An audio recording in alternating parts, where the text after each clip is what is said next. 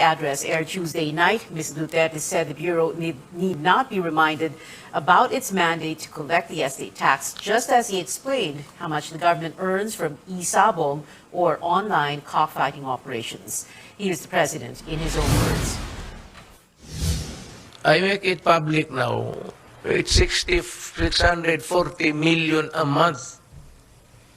And in a year's time, it's billion plus. Saan tayo maghanap ng pera ng gano'n na kadali? Pasiguro. Sa taxation natin. So, ang gobyerno can only fraud. Hindi naman kailangan na reminder sa Malacanang. Nandiyan yung BIR, so tanongin natin yung BIR, bakit hanggang ngayon hindi na kolekta yung estate tax. So yan ang ano dyan.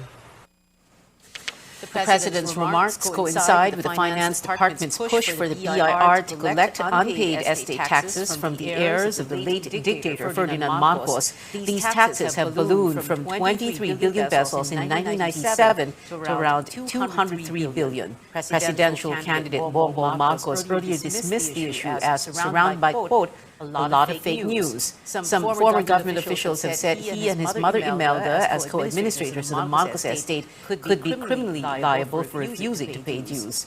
Records from the Supreme Court show, as obtained from a reliable source, the decision on Marcos family's estate tax case reached finality on March 9, 1999. Marcos Jr.'s political party agrees the court ruling on his family's estate tax worth 23 billion pesos is final and executory, but not the surcharges over the past years. Parang sinasabi na yata yung 23 billion naging 203 billion na. So nagdagdagan po ng 180 billion. Karamihan po niyan, penalties at saka surcharges. Siguro, pagka na-late lang tayo sa income tax natin, ang laki-laki na po may 50% yata ang penalties and surcharges. So, what I am saying is, the figure of 203 billion is not final. Yan po ang hindi final sapagkat subject po yan sa reconciliation. The party believes the Marcos estate tax has become more controversial now that the presidential candidate has maintained his lead in pre-election surveys. CNN Philippines continues to reach out to the BIR for comment on the issue. We also previously requested for a copy of related documents from Commissioner Cesar Dulay on the matter, but we have yet to get a response.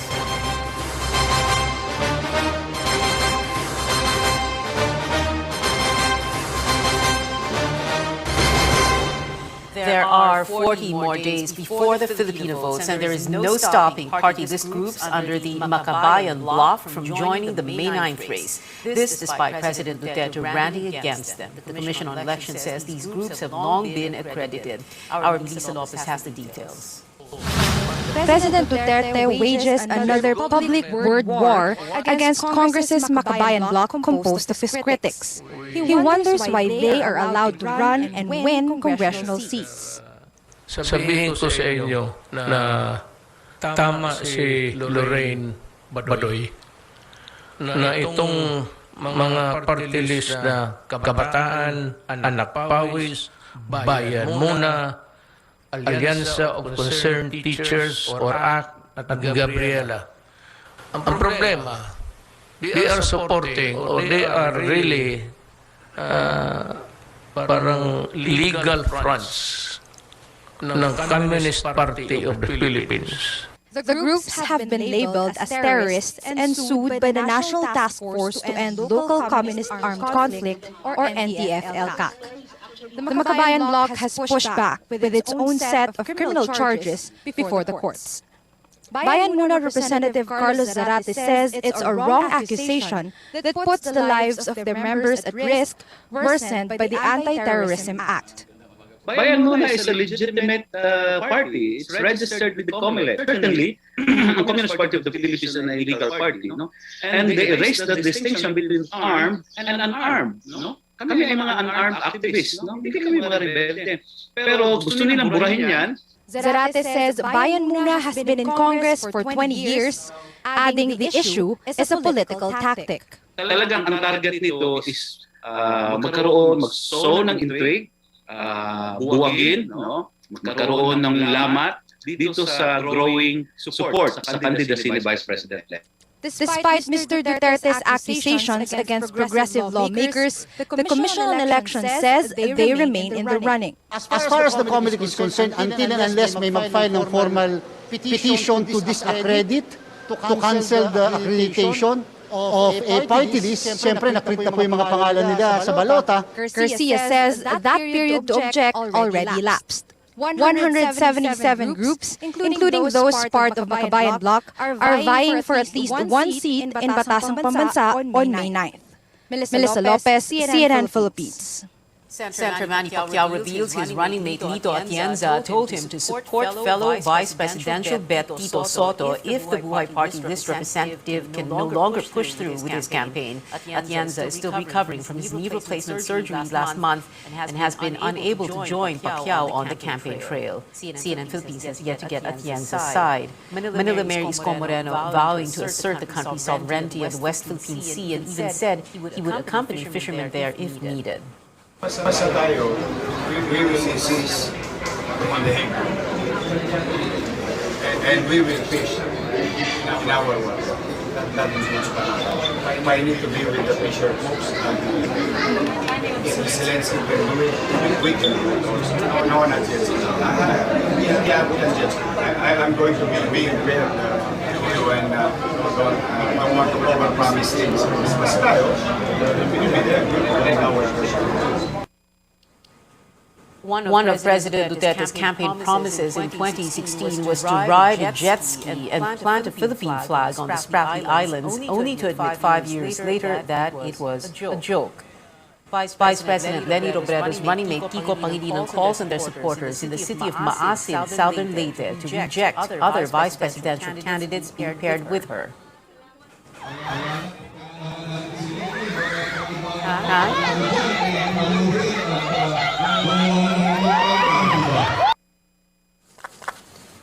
VP candidate Sara Duterte is confident her running mate Bongbong Marcos will carry Mindanao in the coming elections. She says surveys show Marcos's rating in Mindanao is at 70 to 80%, despite groups in the region pushing her with either Robredo or Moreno. We will try our best to deliver for Bongbong Marcos in Davao region, and based on our surveys, he is doing well, and we can do more for him here. Marcos is on a 5-day campaign blitz in Mindanao. He lost in the Davao region during the 2016 VP race, but got twice the votes of Robredo there.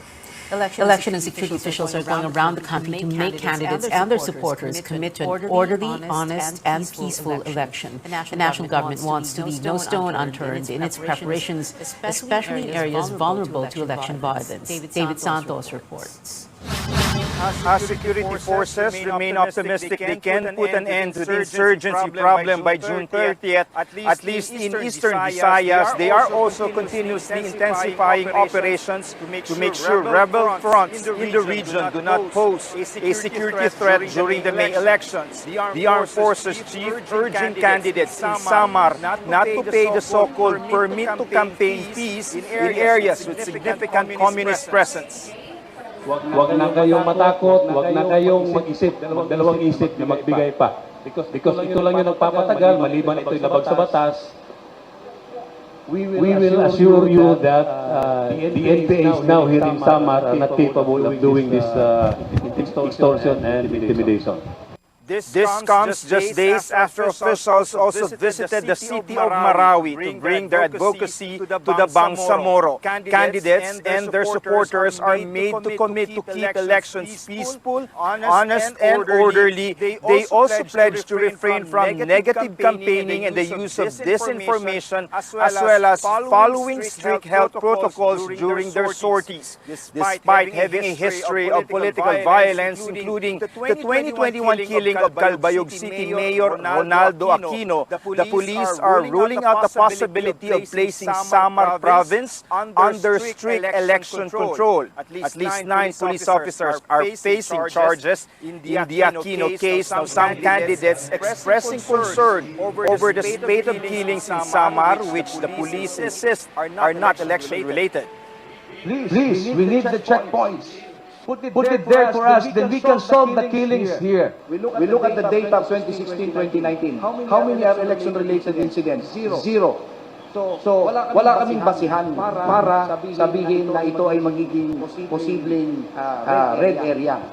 The military says it has enough personnel to help secure the elections, eyeing the possible deployment of provisional forces in hotly contested areas. David Santos, CNN Philippines. An energy policy group warns of possible power interruptions across Luzon during the crucial election period. The Institute for Climate and Sustainable Cities maintains its February projections of a very tight power supply for the second quarter. It says the Energy Department should ensure power plants will not exceed the total allowable days for outages. The ICSC also suggests tougher penalties for those that will not comply. Are we still expecting power outages? And the answer is yes. What is available on the grid today is only enough to suffice for the April 2022 demand.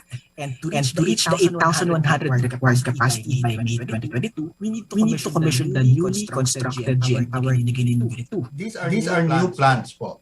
New plants and yet daming outages ng Unit 1. Yung Unit 2 is not yet operational. We put a question mark on that. That's why The DOE says energy efficiency measures are in place and more power plants and renewables will be coming in.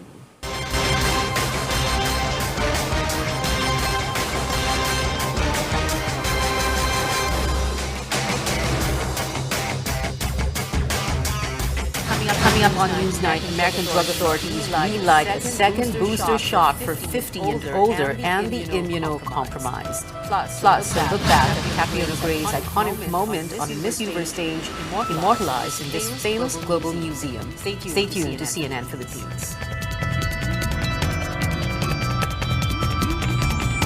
SMC, San Miguel Corporation. Bisag unsang industriya ang sudlan niini, tinguha sa SMC ang pag-uswag o paglambo sa mga Pilipino. Karon, gikan sa SMC, aniya na ang SMC Davao Cement. SMC Davao Cement. Gama sa Davao, para sa Mindanao. SMC Davao Cement. Ato ni Bay.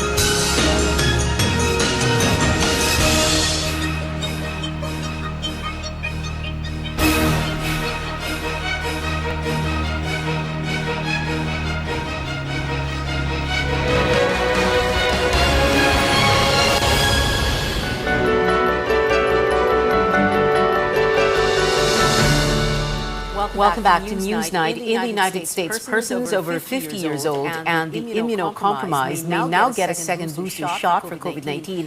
Both the U.S. Centers for Disease Control and the Food and Drug Administration approved the expansion of the emergency use authorization for a fourth dose. The second booster can be given 4 months after the first one for Pfizer and Moderna vaccines. Those to receive the Johnson & Johnson's vaccine may also get Pfizer or Moderna as their fourth shot. Back here at home, the country now at moderate risk for COVID-19. Under the guidelines set by the U.S., the CDC lowered the risk for travel to the Philippines to level 2 amid fewer cases. Only unvaccinated Americans will be prohibited from going to Manila. The country was under level 4 or very high risk just last month. Officials expect new cases to drop to 70 by April if compliance to health protocols and vaccinations continue. And in the region with the lowest vaccine coverage, health workers are going out of their way to administer COVID-19 cases. Carolyn Bonkin takes us to Maguindanao in the Bangsamoro region, where vaccines are offered even in public markets. An ambulance is going around telling everyone COVID-19 vaccines are available in the public market of Datu Odinsinsuat, Maguindanao.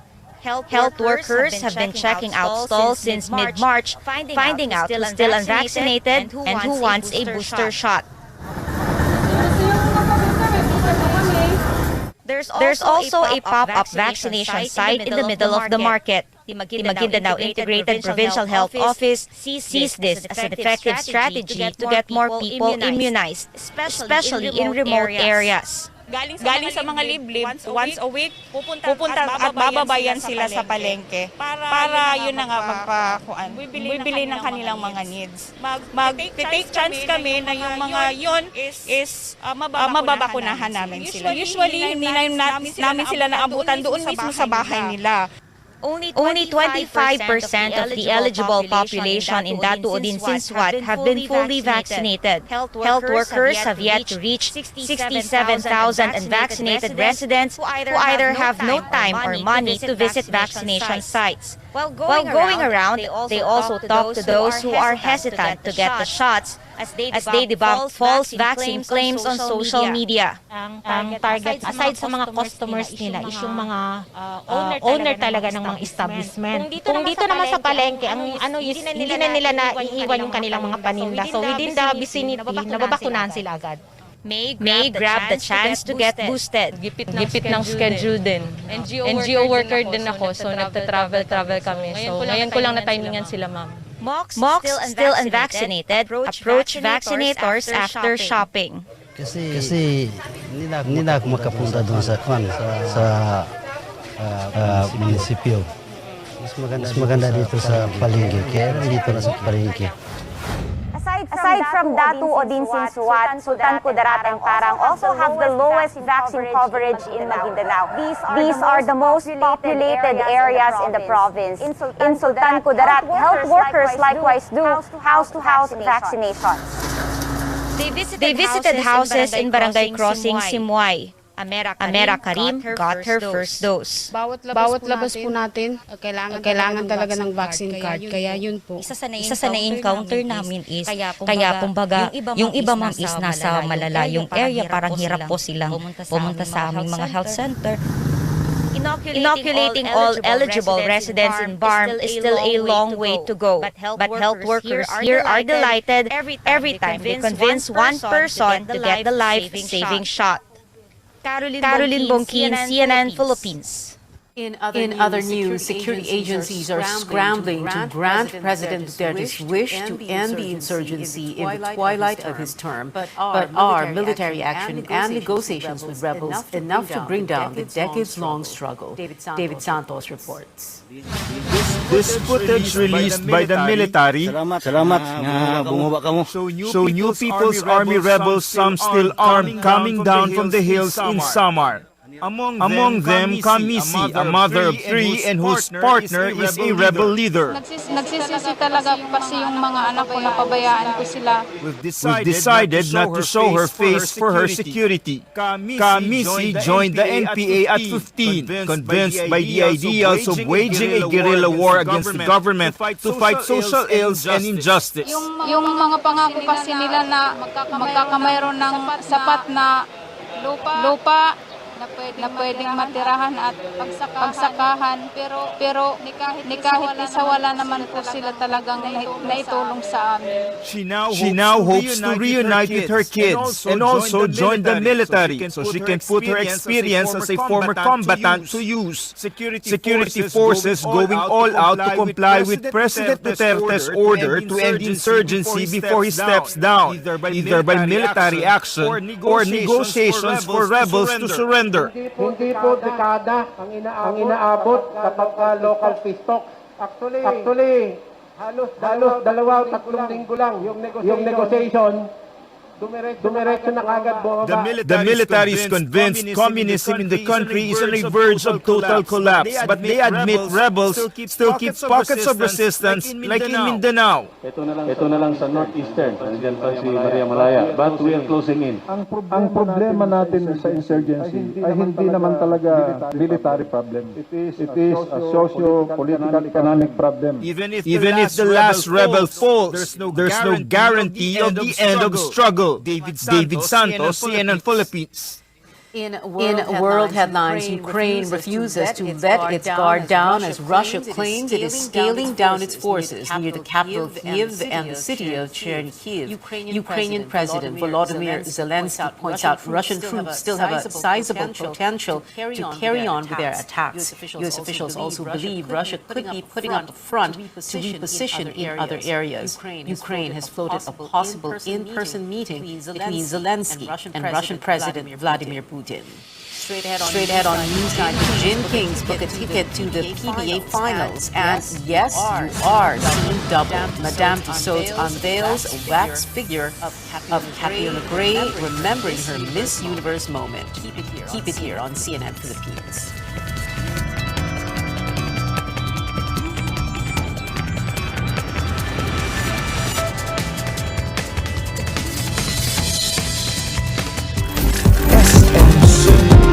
San Miguel Corporation. Bisag unsang industriya ang sudlan niini, tinguha sa SMC ang pag-uswag o paglambo sa mga Pilipino. Karon, gikan sa SMC, aniya na ang SMC Davao Cement. SMC Davao Cement. Gama sa Davao, para sa Mindanao. SMC Davao Cement. Ato ni Bay.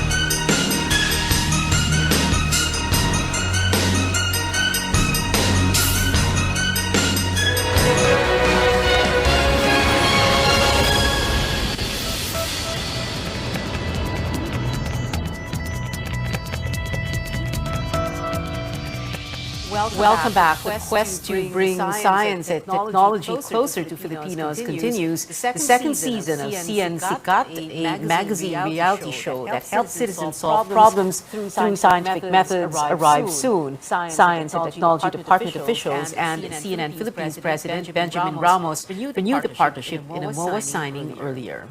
Ito yung programs na kailangang i-highlight ng government. Hopefully, CNN Philippines can help reach yung mga tao. Awareness talaga is really big kasi maraming mga tao hindi nakakaalam na posibleng matulungan din ng US. Through information, we truly transform lives.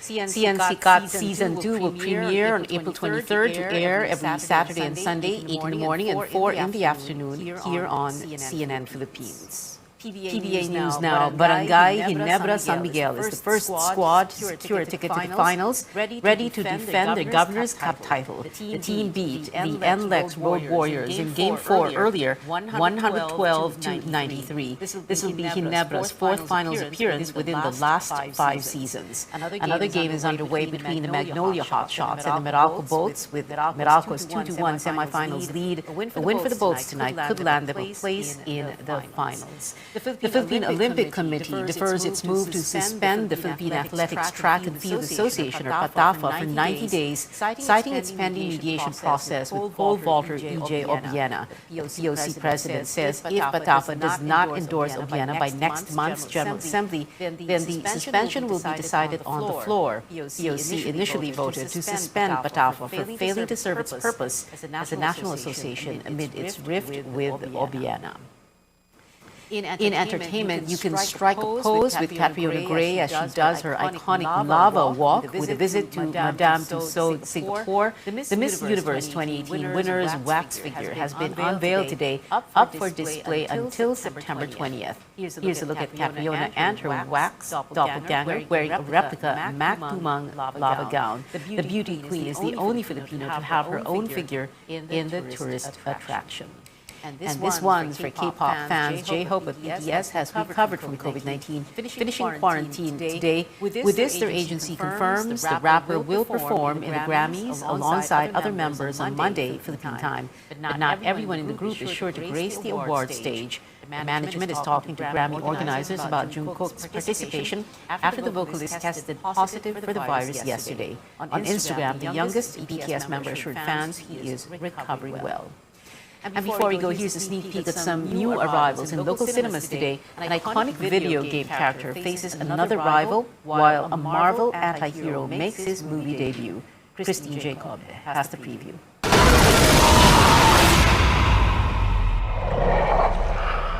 Method actor Jared Leto takes on another comic book role in the movie Morbius. Here he plays Dr. Michael Morbius, who becomes a more biting fellow, or a living vampire to be exact, after trying to cure himself from a rare blood disorder.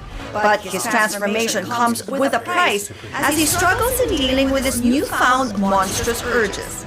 The film also features Doctor Who star Matt Smith and singer-actor Tyrese Gibson. Why shouldn't they know what it feels like for a change? Just accept who you are. The bad guy. I discovered the source of ultimate power. We need to get it back or the world is doomed. The world's favorite blue spinny speedster is back for the next level quest in Sonic the Hedgehog 2. Our anthropomorphic hero faces an acid test when his nemesis, Dr. Robotnik, returns with a new partner, Knuckles the Echidna, voiced by charmer Idris Elba. But Robotnik is not the only one with a partner in crime. Tagging along with Sonic is his new sidekick, Tails. Familiar names James Marsden and Jim Carrey are back for the sequel, along with Ben Schwartz as the voice of Sonic. It also introduces Colleen O'Shaughnessy as the voice of Tails. You forgot one. Unstoppable.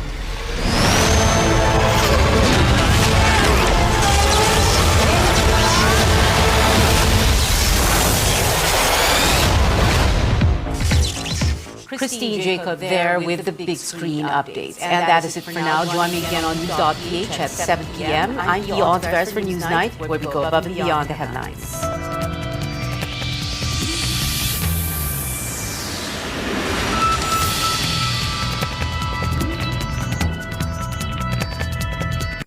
This program is brought to you by SMC, San Miguel Corporation. Bisag unsang industriya ang sudlan niini, tinguha sa SMC ang pag-uswag o paglambo sa mga Pilipino. Karon, gikan sa SMC, aniya na ang SMC Davao Cement. SMC Davao Cement.